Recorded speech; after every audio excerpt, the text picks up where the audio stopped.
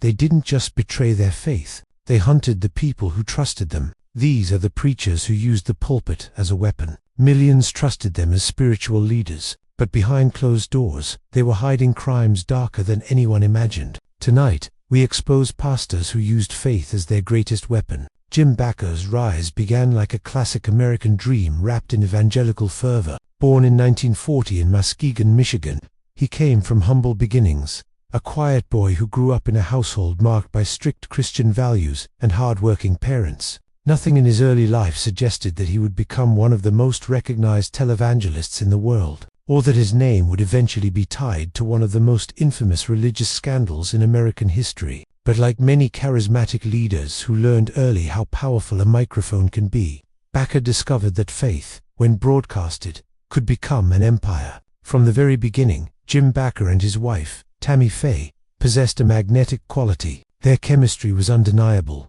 their singing infectious, and their message warm and inviting. They were not the fire and brimstone type of preachers. Instead, they embraced a gospel of hope, tears, testimonies, and tenderness. By the 1970s, their growing popularity led them to launch the PTL Club.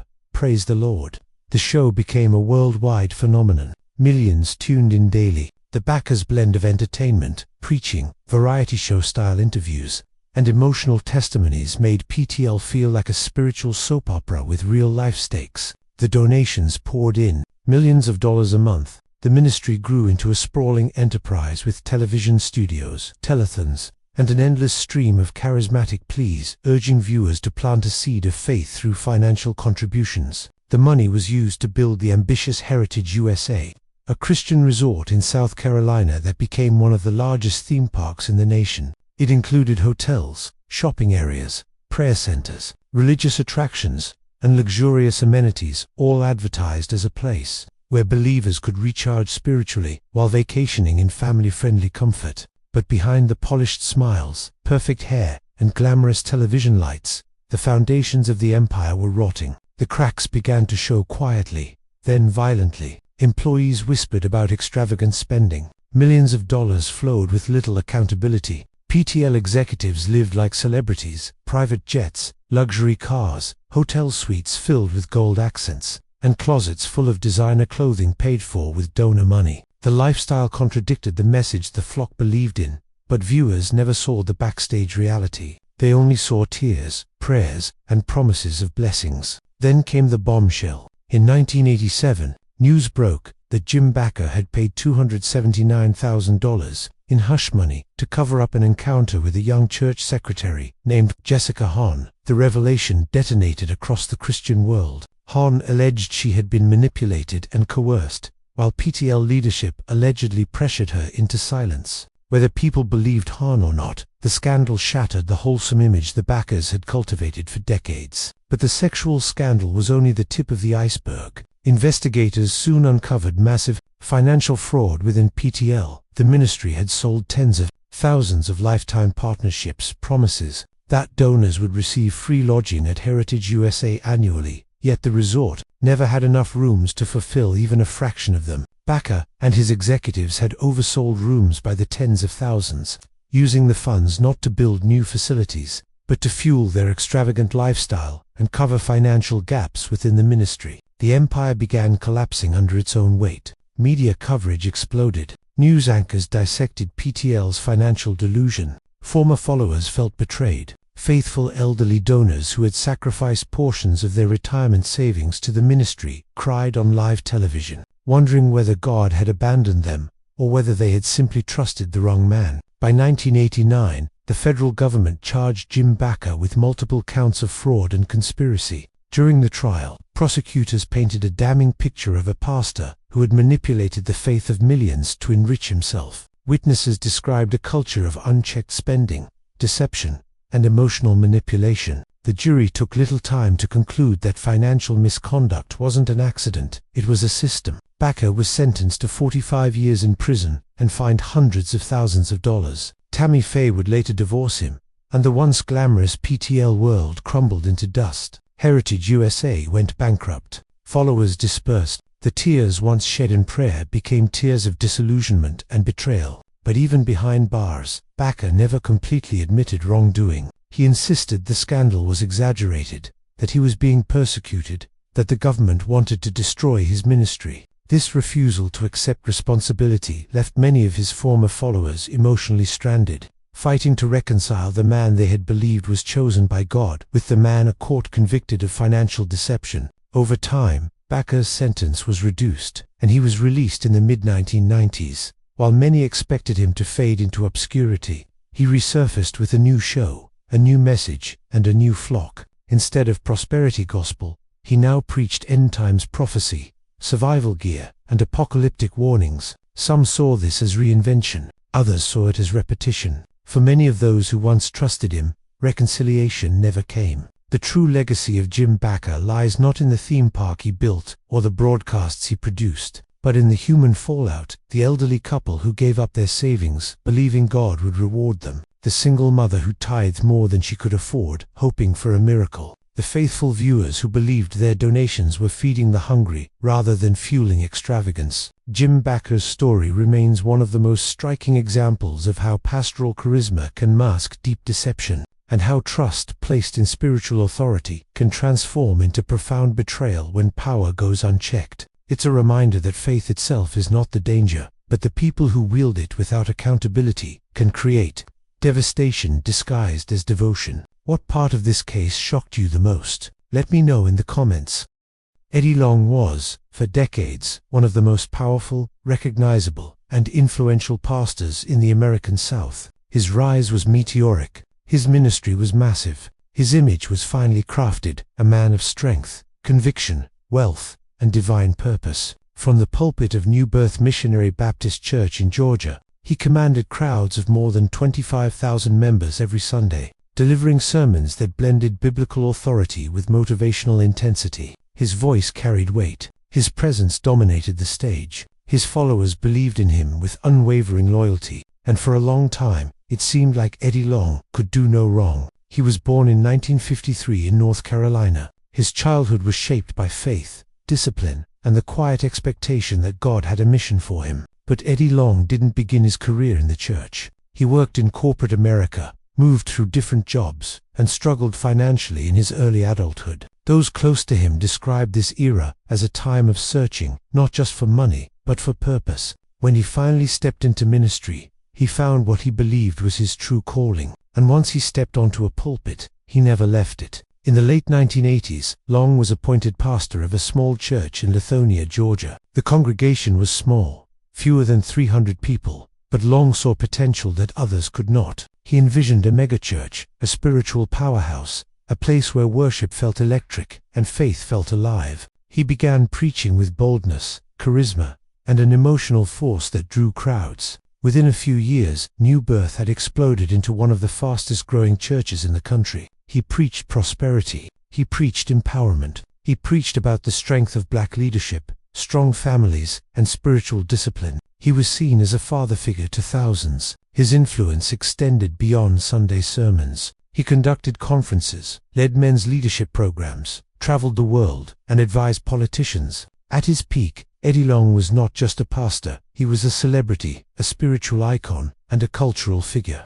But as his influence grew, so did questions about his lifestyle. Long lived in a multi-million-dollar estate. He owned luxury vehicles. He wore tailored suits, diamond bracelets, gold watches, and designer shoes. Some congregants saw this as a sign of God's blessing. Others felt uneasy, wondering if the message of humility had been replaced by one of image and indulgence. Long dismissed criticism by reminding everyone that prosperity was a sign of God's favor, and his flock defended him fiercely. Then, in 2010, everything changed. Four young men, each of whom had known Long since their teenage years, came forward with accusations that sent shockwaves through the religious world. They alleged that Eddie Long, the same man who preached against homosexuality, had engaged in sexual relationships with them while they were still minors in his care. They claimed he had used gifts, trips, mentorship, and spiritual influence to manipulate them into private encounters that continued for years. Their stories shared disturbing similarities. Each young man described being chosen by Long, personally handpicked from New Birth's youth programs, particularly from the church's renowned men's leadership ministry, known as the Longfellows Youth Academy. Long positioned himself as a father figure, helping them through emotional, academic, or family struggles. He bought them clothes. He gave them money. He invited them on international trips. He took them to private suites in hotels. And always, according to the allegations, these acts of generosity came with expectations that no young man should ever face from a pastor. The accusations tore through the church like wildfire. Long known for his moral stances, his public condemnations of sexual immorality, and his aggressive preaching on family purity, suddenly stood at the center of a scandal that threatened everything he had built. His congregation was shaken. Members cried in the hallways. Others defended him with unwavering loyalty, insisting the allegations were attacks from the devil. But outside the church walls, the world demanded answers. Long denied everything. In a highly publicized Sunday sermon, he stood on stage, dressed in a tailored suit, gripping his Bible tightly. With tens of thousands watching in person and online, he declared, "I am not a perfect man, but this fight is not mine, it's the Lord's." He insisted that the claims were false, that he would not be pulled into a shallow conversation, and that he would fight the accusations vigorously. But he never explicitly stated whether he had or had not engaged in the alleged behavior. His answer left more questions than clarity. As the lawsuit moved forward, details emerged: phone records, hotel receipts, photos, messages, and testimonies. The young men's lawyers painted a picture of a powerful leader who exploited spiritual authority and emotional vulnerability. Long's legal team countered with claims of extortion and falsehood. The case grew in complexity and emotional intensity, dividing the congregation and igniting national debate about trust, leadership, and the ways spiritual power can be misused. But before the case could reach trial, something unexpected happened. It settled quietly, behind closed doors. Long and the accusers reached financial settlements, the amounts kept confidential through non-disclosure agreements. The lack of a public trial meant no definitive conclusion, no official legal finding of guilt or innocence, no public testimony from either side under oath. Instead, everything ended in silence. But the damage had been done. Across the country, observers questioned why a pastor who said he was innocent would choose to settle. Skeptics argued that this silence looked like avoidance. Supporters insisted he settled to protect the church from prolonged scandal. Regardless of perspective, something in New Birth, Missionary Baptist Church, had broken a trust that could never fully be restored. Membership declined sharply. Families left, donations dropped. A congregation once united now felt fractured. Long stepped away from the public spotlight more frequently, appearing weaker, quieter, and less energized than before. Rumors circulated about his health, though he dismissed them until his physical transformation became too obvious to ignore. In 2016, Eddie Long revealed that he was suffering from a severe illness. He began losing dramatic amounts of weight, appearing frail and exhausted during sermons. His once powerful voice grew softer. His movements slowed. He insisted that God was healing him, but his congregation watched the man who once seemed unstoppable begin to fade. On January 15, 2017, Eddie Long died at the age of 63. The reaction was divided. His supporters mourned deeply, remembering him as a visionary leader, a spiritual father, and a man whose influence shaped thousands of lives. They focused on his preaching, his programs for young men, his community outreach, and the many people who said he had helped them find faith. But for others, grief was mixed with unresolved pain. The young men who had come forward lived with their trauma long after the church settled their cases. Former members spoke about the emotional manipulation they experienced, the pressure to remain silent, and the internal conflict of admiring a man who they believed had crossed devastating lines. They questioned the church's response, the power dynamics that protected Long, and the cost paid by those who dared to speak truth. In the years following his death, New Birth struggled to regain its footing. Leadership changed, membership dwindled, and the legacy of Eddie Long remained a subject of moral conflict. To some, he was a flawed but powerful leader taken too soon. To others, he was a man who used divine authority to exploit those who trusted him most. His story remains a haunting reminder of the fragile boundary between spiritual guidance and spiritual manipulation, a story of charisma turned into control, mentorship turned into opportunity, and sacred trust turned into silence. Eddie Long broke the trust of the flock that believed in him, and that breach remains one of the most painful and unforgettable chapters in modern church history. What part of this case shocked you the most? Let me know in the comments. George Allen Rekers was, for decades, one of the most prominent and influential voices in American evangelical circles, a founding member of a highly powerful Christian lobbying organization, a professor, an author, and a man who built an international reputation as a moral authority. He presented himself as the defender of traditional family values. His books were sold in Christian bookstores nationwide. His lectures were attended by pastors, parents, lawmakers, and church leaders who wanted guidance on raising godly children and combating what he considered immoral cultural influences. To many, he was a genius, scholarly, polished, authoritative. His deep voice carried conviction. His teachings on family structure, sexuality, and morality were embraced by countless conservative churches. He frequently testified in court cases, advocating for policies related to sexuality and family law. His influence reached lawmakers, school boards, religious institutions, and media platforms that saw him as a voice of moral clarity. But beneath that public persona was a secret he worked tirelessly to hide, a secret that contradicted everything he preached, a secret that would eventually destroy his credibility, fracture the trust of his followers, and expose the profound psychological consequences of living a life built on repression and deception. George Allen Rekers' story begins in the 1950s. He grew up during a time when conversations about sexuality were hushed and shame-filled, especially within devout Christian communities. Over the years, he turned toward religion as both refuge and structure, a place where he could hide from parts of himself he did not understand or could not reconcile. By adulthood, he was deeply rooted in theology, academic rigor, and church ideology. He taught psychology and theology at major Christian universities, positioning himself as an expert on child development and family dynamics. His polished academic credentials and religious devotion made him a highly sought-after spokesperson in debates about sexuality, same-sex marriage, adoption, and gender expression. When conservative groups wanted a passionate, intellectual voice to support their causes, they called Rekers. He helped shape policies that affected countless lives. He argued against same-sex adoption. He promoted controversial therapy methods intended to correct sexuality in children and teenagers. He co-authored books on preventing what he called gender confusion in boys, urging parents to adopt strict, often harmful, disciplinary methods. These teachings caused immense emotional and psychological harm to many who were subjected to them. Throughout his rise, Rekers maintained the image of a man devoted to God, morality, and traditional values. He preached about purity. He condemned sexual sin. He urged young people to embrace heterosexual marriage, warning that anything else would lead to spiritual death. And the churches applauded him. The lawmakers listened to him. The public trusted him. And then, everything unraveled. In 2010, Rekers made headlines across the country, not for another lecture,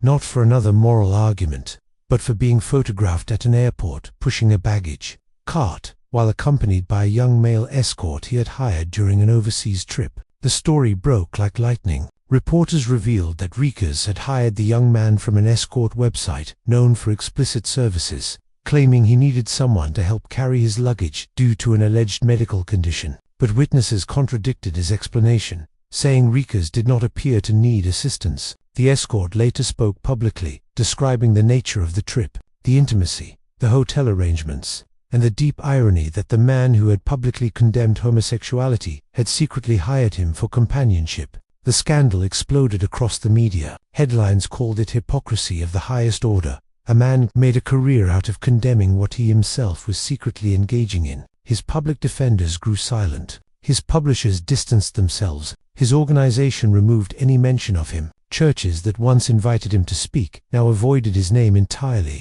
Internally, the Christian community was divided. Some were furious, feeling betrayed by a leader they had trusted to guide them morally. Others were stunned into silence. And some, a smaller but growing number, began questioning the theological and psychological rigidity that had shaped Rekers' life, wondering whether the church itself had created the environment that led to such secrecy and shame. Rekers attempted to deflect. He claimed he had hired the young man only to help him with luggage and to offer him spiritual guidance. But these explanations only deepened the public's perception of dishonesty. The escort provided further details, revealing private conversations and behaviors that made Rekers' denials collapse under their own weight. The scandal spread through the evangelical world like a tremor. that no one wanted to acknowledge publicly, but everyone felt privately. Pastors who had previously championed Rekers' teachings now avoided discussing him altogether. His academic and professional reputation crumbled. Invitations were rescinded. Organizations removed him from boards. His credibility, once so powerful, evaporated instantly. But the most painful fallout was not public. It was personal. Many people who had undergone harmful therapy methods influenced by Rekers' teachings spoke out after the scandal broke. They described the emotional torture of being told they were broken, sinful, unnatural, or spiritually doomed because of their sexuality. Survivors of conversion therapy recounted depression, anxiety, self-hate, suicidal struggles, and lasting trauma, all stemming from teachings promoted by Rekers and others like him. For them, the scandal was not merely hypocrisy. It was a revelation that their suffering had been shaped by someone who could not live by the same rules he imposed on others.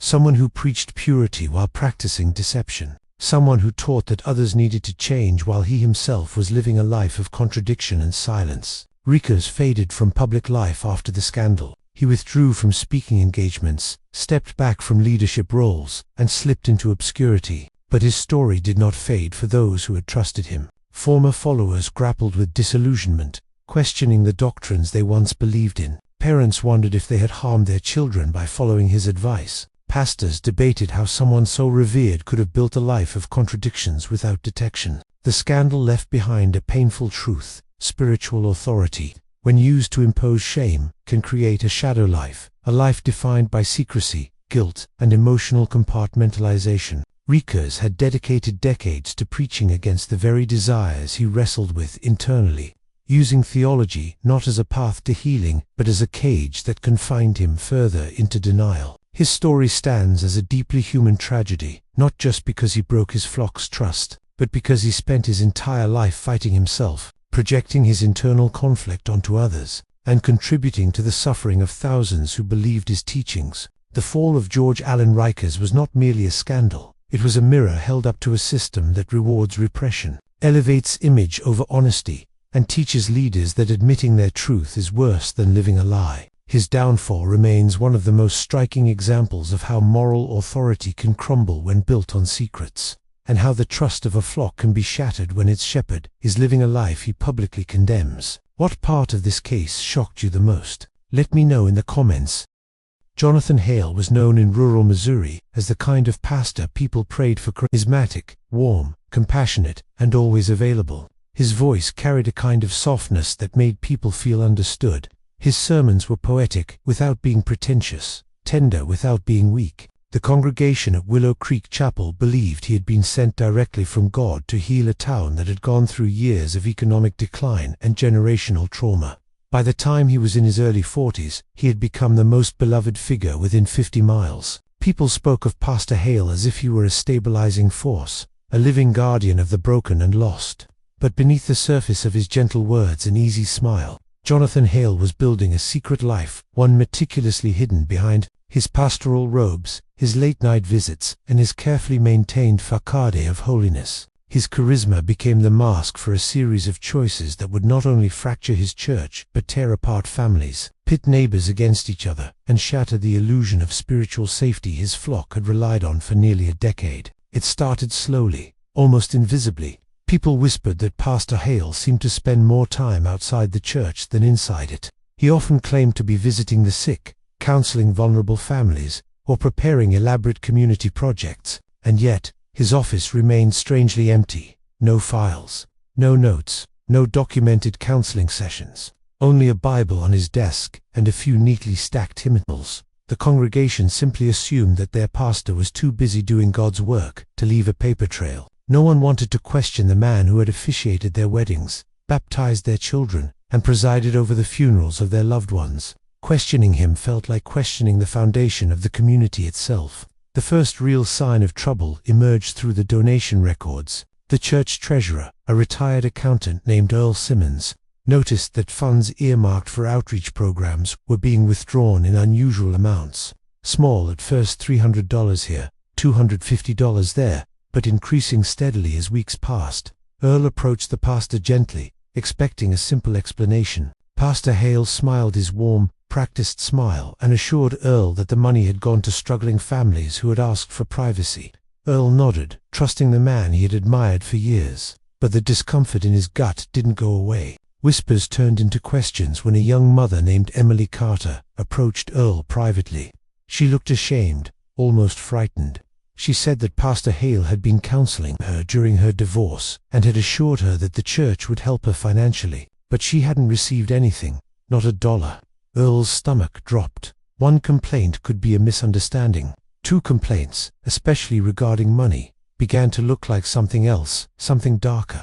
Determined to give the pastor the benefit of the doubt, the church board requested a meeting with him. The night of the meeting, Jonathan walked in calm and smiling, wearing his pastor's robe even though he didn't need it. He spoke softly about confidentiality, compassion, and how some acts of kindness cannot be recorded because they were between God and the soul in need. It was brilliant, manipulative, and it worked for a moment. But then an elderly widow named Margaret approached the board with a small, wrinkled envelope. Inside was a handwritten note from Pastor Hale, urging her to support the church beyond traditional giving because, as he claimed, God rewards those who sacrifice at the deepest level. She had given him $12,000, almost her entire life savings. The board confronted him again. This time, Jonathan's calm broke. He insisted that he had never coerced anyone, that he only encouraged deeper faith. He claimed Margaret misunderstood him, but the board noticed something they had never seen before: a flicker of anger,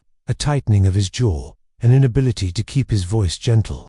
That was when they decided to audit the church's finances fully. The audit revealed the truth. Over $190,000 in church funds had been siphoned through a series of personal withdrawals, shadow accounts, and emergency disbursements that had no documentation or beneficiary records. Worst of all, Pastor Hale had used church checks to pay for hotel stays in neighboring towns, expensive dinners, designer clothes, and luxury items that no rural pastor living modestly should ever need. The betrayal was overwhelming, but the worst was still hidden beneath the surface. As investigators dug deeper, they uncovered that the pastor had been pursuing vulnerable women in the congregation, women going through divorces, women who had lost their jobs, women who felt lonely or spiritually lost. Under the guise of counseling, he had manipulated several of them into secret relationships. He chose women who trusted him, who saw him as a moral authority, who believed that whatever he said carried divine weight. One of the women, overcome with guilt and shame, confessed everything during an interview with detectives. Her voice shook as she described how Pastor Hale had framed their contact as God-guided intimacy. He told her that the Holy Spirit brought them together, that their connection was sacred rather than sinful. She had been manipulated so thoroughly that she felt spiritually trapped, believing that refusing him meant refusing God. Another woman revealed that he had threatened to expose personal confessions she made during counseling sessions if she ever spoke out against him. She said he became controlling, unpredictable, and demanding. He positioned himself as both savior and tormentor, and she felt imprisoned by the weight of spiritual coercion. The investigation exposed more victims, each with their own story of grooming, manipulation, and exploitation. Pastor Hale had built his ministry into a mechanism that allowed him to exploit the faith of those who trusted him the most. The revelations shook the church to its core. Families argued, marriages collapsed, lifelong friendships dissolved. People walked out of the church crying, their hands trembling as they realized that the man who had baptized their children had preyed on the vulnerable. The police arrested Pastor Hale during a Sunday morning service, right in front of the church he had corrupted. The congregation watched in stunned silence as he was handcuffed at the pulpit. Some gasped, some cried, some turned away in disbelief. Others felt a bitter sense of validation. They had suspected something for years, but had been too afraid to voice their concerns. In the courtroom, the pastor maintained a fragile facade of innocence. He spoke about compassion, forgiveness, and human imperfection. He claimed he had simply made errors in judgment, that he never intended harm. But the evidence was undeniable. Financial records, victim statements, recorded phone calls, hotel receipts, messages he thought would never surface. The jury deliberated for less than a day. Jonathan Hale was convicted on multiple counts of fraud, financial exploitation, coercion, and abuse under the guise of spiritual authority. He was sentenced to 18 years in prison. Several victims sued the church, resulting in settlements that nearly bankrupted the congregation. But the true damage wasn't financial, it was spiritual. People who had gone to Willow Creek Chapel their whole lives stopped attending church altogether. Children who once idolized the pastor learned to distrust authority. Elderly congregants cried openly when interviewed, saying they felt that their faith had been stolen from them. Margaret, the widow who gave away her savings, fell into deep depression. Emily Carter, the young mother, struggled with shame even though she had done nothing wrong. Earl, the treasurer, felt responsible for not uncovering the truth sooner. The community lost more than a pastor. They lost their sense of safety. As for Pastor Hale, prison stripped away the charm he once wielded. Without a pulpit, without adoration, without the power imbalance he had relied on, he became just another inmate with a number instead of a title. His downfall became a cautionary tale not only for Willow Creek Chapel, but for every community that places blind trust in a charismatic leader. The reflection left behind was chilling. How does a man who speaks of God every week fall so deeply into manipulation and deceit? How does a community learn to trust again after being betrayed at the deepest spiritual level? And most haunting of all, how many other pastors like Jonathan Hale are still standing at pulpits today, smiling, comforting, guiding, while hiding the truth behind their gentle voices? What part of this case shocked you the most? Let me know in the comments. Pastor Aaron Whitfield was the kind of man who seemed to radiate sincerity. His smile was gentle but confident, his voice warm and melodic. His sermons composed of stories that felt human and intimate rather than lofty or academic. He did not preach from a place of superiority. He spoke like a man who had been broken himself and found healing through faith. His vulnerability was magnetic. His congregation often said that listening to him felt like sitting across from a friend who understood your worst days. He founded Grace River Fellowship in northern Georgia in the early 2000s, starting with a handful of families whose trust he earned quickly. Within a few years, the church grew from a small rented auditorium to a large, modern campus with hundreds of regular attendees. People who never felt comfortable in religious settings found themselves drawn to his comforting, unthreatening approach. He created an atmosphere of emotional openness, a place where tears during worship were not only accepted but encouraged. Support groups flourished. Youth programs expanded. Couples in crisis credited him with saving their marriages. Grace River Fellowship became the beating heart of the town. But behind the warm lighting and soft acoustic music, Pastor Whitfield was building an empire not of faith, but of control. His sermons slowly shifted from messages of hope to subtle teachings about obedience. At first, the change was barely noticeable. He spoke about the importance of unity, of trusting spiritual leadership, of the dangers of division. He taught that spiritual attacks often appeared as doubts, disagreements, or questions. People who expressed concern about church decisions found themselves gently, then firmly, corrected. He framed criticism as a symptom of their spiritual weakness, and because he said it with compassion, most accepted it. Whitfield's charisma was so strong that he rarely needed to raise his voice. He cultivated an image of a man too gentle for corruption. When anyone hesitated about decisions he made, he responded with sadness instead of anger, making them feel as if they had disappointed him rather than questioned him. Slowly, subtly, imperceptibly, he conditioned the congregation to avoid upsetting him. That emotional groundwork became the foundation of manipulation that would remain hidden for nearly a decade. The first signs emerged quietly. Volunteers noticed that church finances were becoming increasingly secretive. Whitfield insisted that transparency caused unnecessary stress, and that true faith meant trusting leadership. The board consisted almost entirely of individuals personally loyal to him. When a longtime elder asked to review budget records, he was publicly framed as someone struggling with pride. The elder resigned shortly afterward. Things grew stranger when members of the church began to notice that Pastor Whitfield was spending extraordinary amounts of time counseling young adults, usually those struggling emotionally. Many of them were individuals who had recently gone through breakups, depression, addiction, or family trauma. Whitfield selected people who were psychologically adrift, whose identity felt unsteady, whose need for guidance made them vulnerable. These sessions were held behind locked doors. One young woman, who later came forward, described the experience as emotional surgery. She said he would speak gently, slowly, in careful rhythms that lulled her into vulnerability. He would tell her that God had given him special insight into her emotional wounds. He told her that she had been chosen for a deeper spiritual purpose. Over time, she began to rely on him for decisions that had nothing to do with faith or relationships, her finances, her mental health. He became the central voice in her life. She felt honored, even special, to be so deeply understood by him. But the truth was darker. Whitfield blurred boundaries in ways that were initially confusing. He would hold hands too long when praying, offer long embraces, send messages late at night under the guise of emotional check-ins. He framed all of it as intense spiritual mentorship. When one of the women expressed discomfort, he told her that discomfort was the enemy trying to sabotage her spiritual growth. She stayed quiet, believing she was the problem. Meanwhile, finances at Grace River Fellowship deteriorated quietly. Church funds were repeatedly diverted into special initiatives with no receipts, no reports, and no results. Whitfield traveled frequently under the explanation of attending conferences and pastoral retreats, but records later showed that many of these trips did not involve any official events at all. They were personal getaways billed to the church. The pressure began to build when an assistant bookkeeper discovered a bank account labeled as an emergency ministry fund, one only.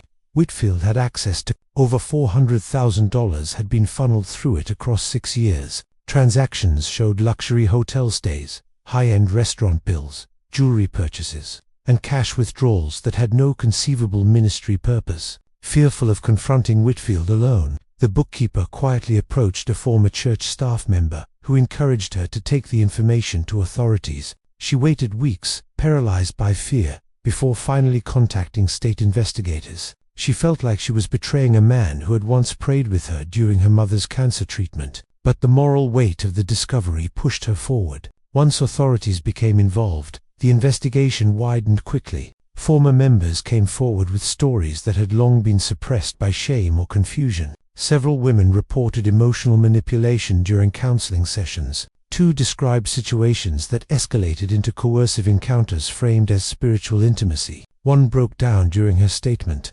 explaining that she believed for months afterward that God would punish her if she told anyone. Investigators also discovered that Whitfield's personal home renovations, nearly $80,000 worth, had been paid for using church funds. He had justified the withdrawals as mission expenses. There were additional questionable payments to a company registered under the name of an acquaintance, who later admitted that Whitfield asked him to create false invoices for services that were never performed. The depth of manipulation stunned detectives. They had seen financial fraud before. They had seen spiritual exploitation before, but rarely had they seen both woven so seamlessly together into a single system of control. When Whitfield realized the investigation was closing in, he attempted to rally the congregation. He preached emotional sermons about persecution, claiming the church was under attack from secular forces. He cried on stage, insisting he was the victim of spiritual warfare. He framed accusations as lies intended to destroy their spiritually anointed community. For a brief moment, it worked. Many rallied around him. People wrote letters of support. Some confronted investigators outside the church parking lot, demanding they leave their pastor alone. But as more victims came forward, the truth became impossible to deny. The final break happened during a Sunday service, when one of the women he had manipulated walked to the front of the congregation and, through tears and trembling hands, read a statement describing her experience. The room fell silent. People looked at the pastor, waiting for him to deny it, to comfort her, to explain, but he froze. His face drained of color, his voice cracked, his composure shattered, and in that moment, the illusion broke. Whitfield was arrested 3 days later at his home. The charges included financial fraud, coercive sexual misconduct, and exploitation under the guise of pastoral authority. The news spread rapidly through the region. Church members struggled with betrayal so deep it felt surreal. Some stopped attending church entirely. Others sought counseling, feeling spiritually and emotionally violated. Families divided over whether they believed the allegations long before the evidence was public. During the trial, prosecutors laid out every piece of financial manipulation and every statement from victims. The courtroom heard recordings of Whitfield's late-night calls, where he used spiritual language to create emotional dependence. Jurors listened to sermons where he subtly conditioned his flock to trust him above all else. They saw bank statements, receipts, and falsified documents. Whitfield sat motionless through most of it, his once emotive face now an empty shell. Reporters described him as a man who had lost the one thing he depended on, an audience that saw him as more than human. He was convicted on multiple charges and sentenced to 24 years in prison. Several civil suits were filed against both him and the remnants of Grace River Fellowship, leading to financial collapse. The church eventually dissolved, its property sold to cover legal fees and settlements. What remained was a fractured community trying to rebuild. People spoke of feeling spiritually orphaned, abandoned by a leader they thought represented goodness. The young adults he had emotionally manipulated struggled to trust any authority figure again.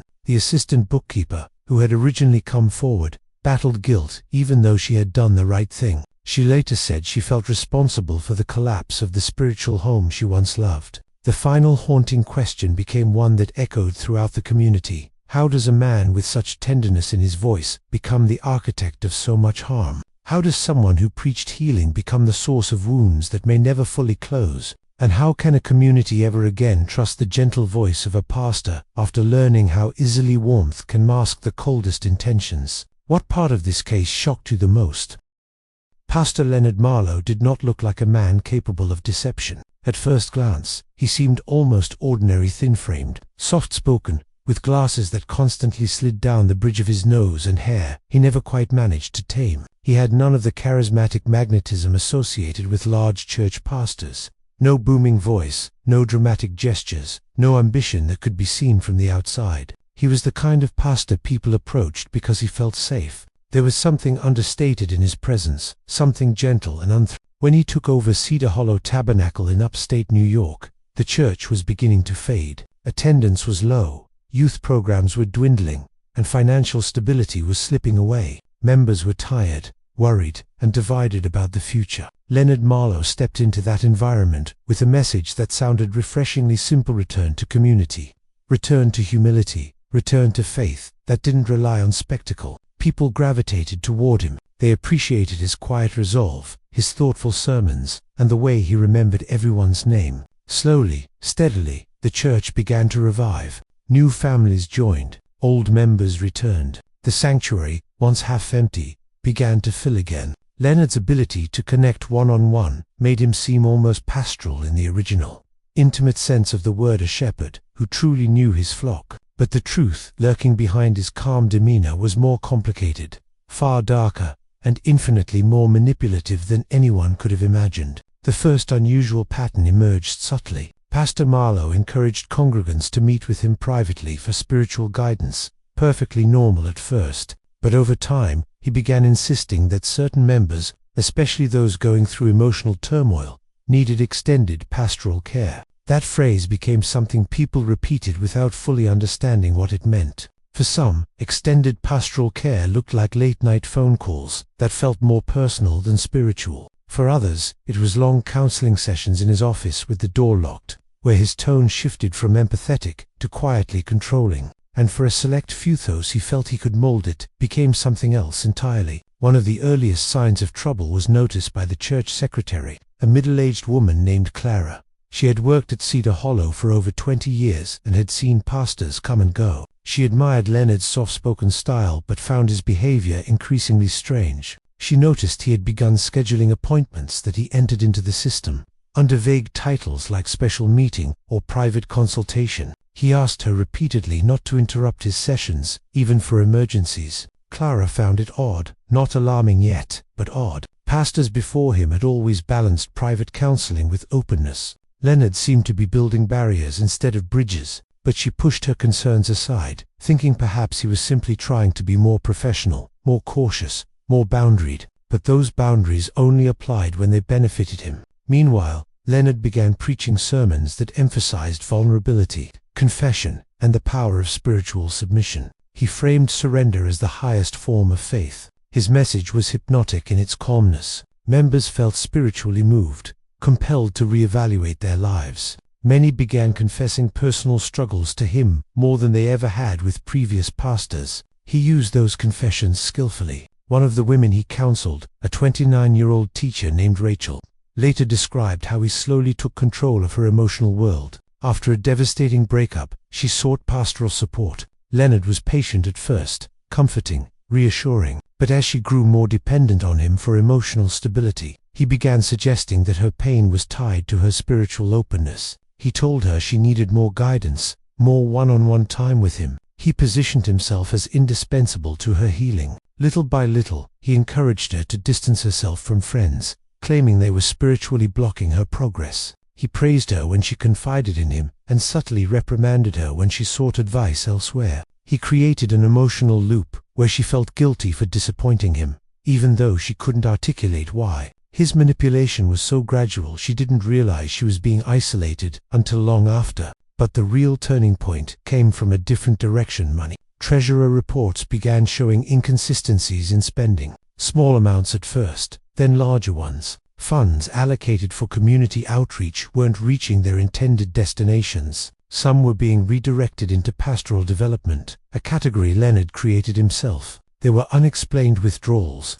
seminars he allegedly attended that couldn't be verified, and expenses labeled as discretionary ministry needs, which were so vague they could have meant anything. The board had questions, but Leonard always had answers, with gentle, reasoning answers that made them feel guilty for even asking. He would speak with a sad smile, saying things like, "I worry that we are losing trust in one another, or is the enemy sowing doubt among us?" And in a church where people valued unity, no one wanted to be the source of conflict, so they stayed silent. It was only when a young couple approached the board with a deeply troubling complaint that things began to unravel. They claimed Leonard had suggested they join his inner circle, a term he used while counseling them during marital disputes. He told them they needed exclusive pastoral intervention to rebuild their relationship. That phrase sounded spiritual, but what unfolded during those sessions was far from holy. During their meetings, Leonard slowly inserted himself into conversations in ways that created tension between them. He would praise one spouse and subtly criticize the other. He framed legitimate disagreements as spiritual deficiencies,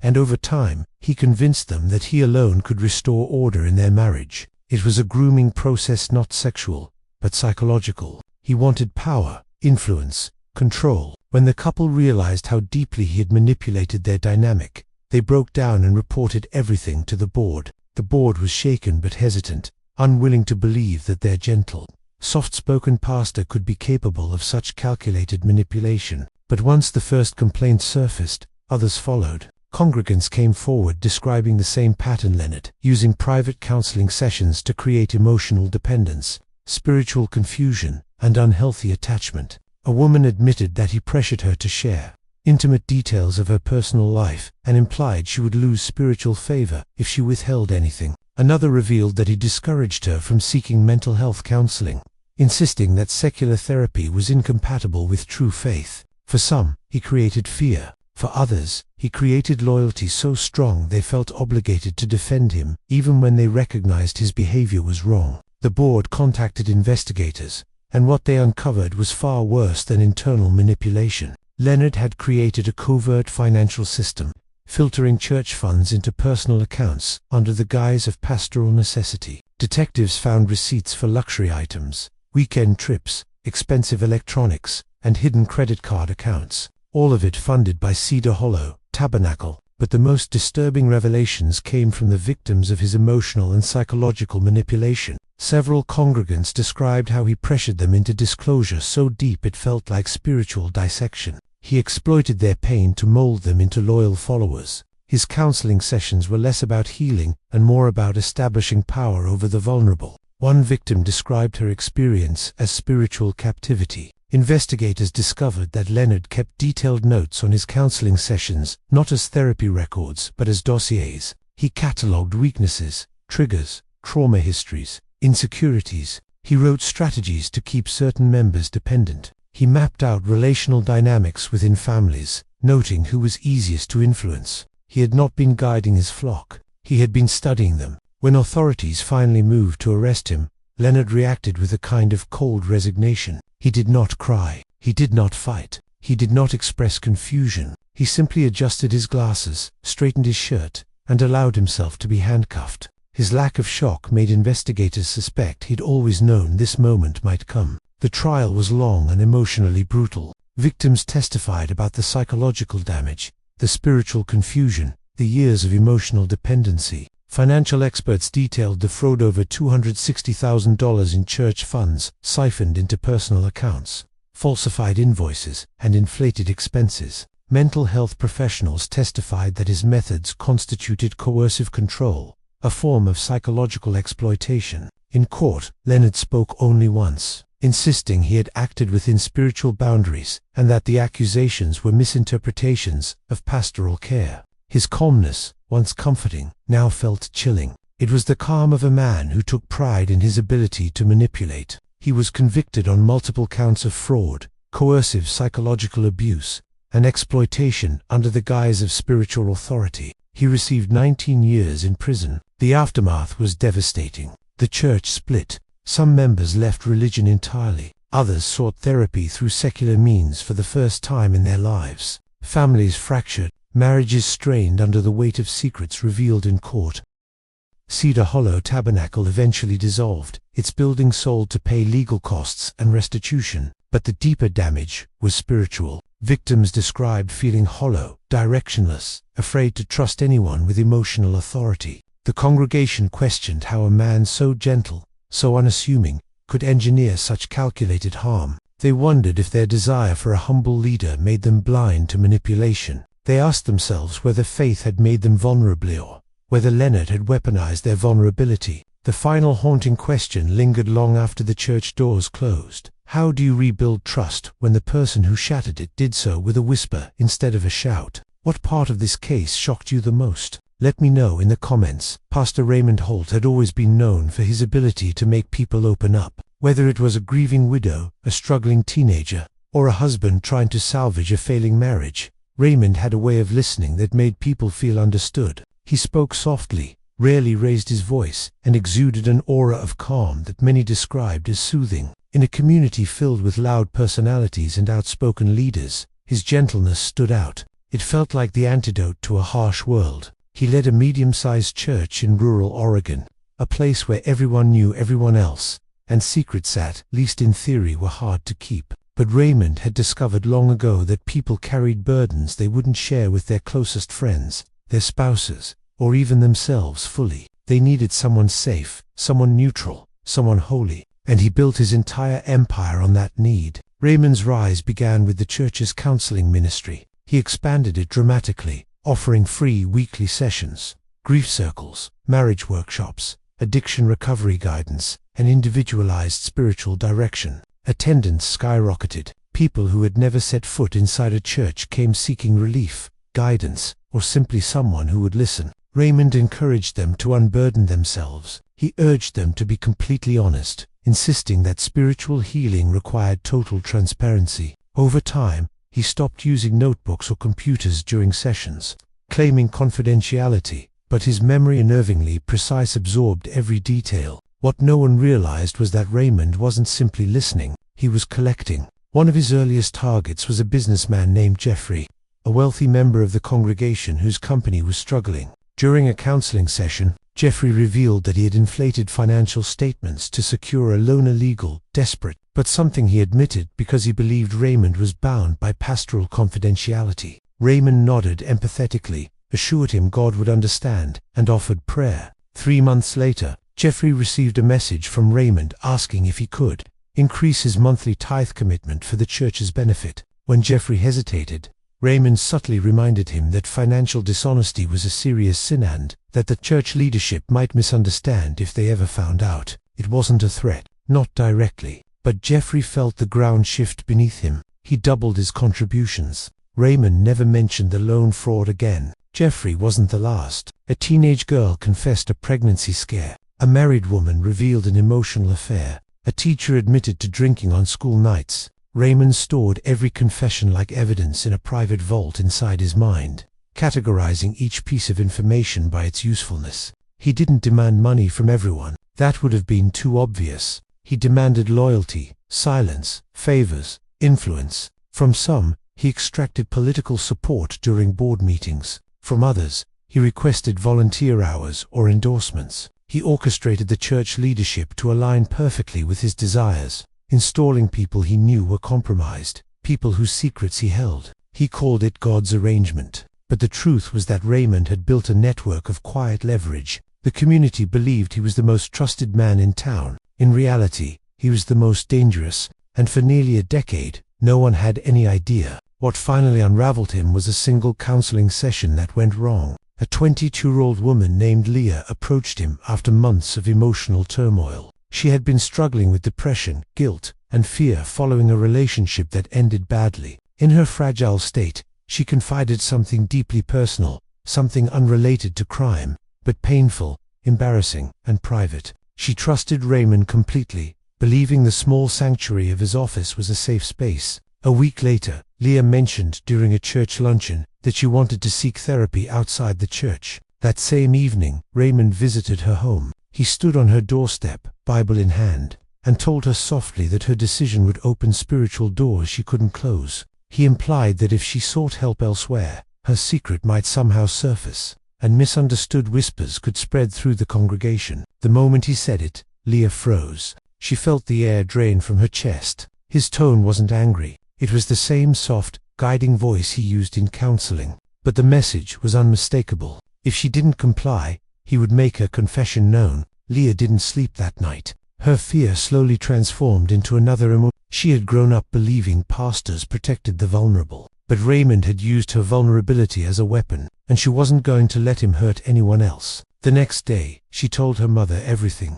Her mother, horrified, called the church secretary a sharp, no-nonsense woman named Karen, who had worked there for 20 years. Karen had suspected something was wrong for a long time. She had seen patterns, members suddenly changing behavior, rearranging finances, stepping down from committees, becoming oddly deferential to Raymond, or withdrawing socially after counseling sessions. She had always chalked it up to the intensity of spiritual guidance. But now Leah's confession made something click. Karen approached several longtime members delicately, asking if they had ever felt pressured or coerced after sharing something private with Raymond. Most hesitated, but some finally admitted yes. Not always blatant threats, sometimes subtle comments, reminders, implications, enough to control their behavior. Karen documented every testimony. She presented her findings to the church board group that trusted Raymond deeply. At first, they dismissed her concerns, but she persisted, gathering more people,